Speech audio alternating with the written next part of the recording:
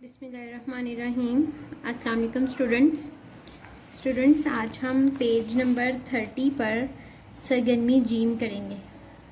دین اسلام کے 5 ارکان کے نام لکھیں۔ اسٹوڈنٹس، جیسا کہ آپ سب کو پتہ ہے کہ دین اسلام کے 5 ارکان ہیں اور ان کے نام ہیں کلمہ طیبہ، نماز، روزہ، زکوٰۃ اور حج۔ چلیں لکھتے ہیں۔ نمبر 1 کلمہ طیبہ۔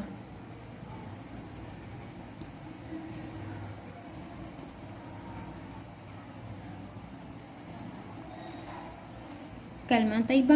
نمبر 2 نماز۔ نمبر 3 روزہ۔ نمبر 4 زکوٰۃ۔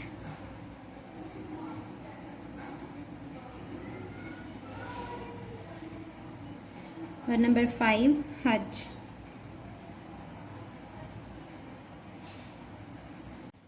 کلمہ طیبہ، نماز، روزہ، زکوٰۃ، حج۔ آج کے لیے اتنا ہی۔ اللہ حافظ۔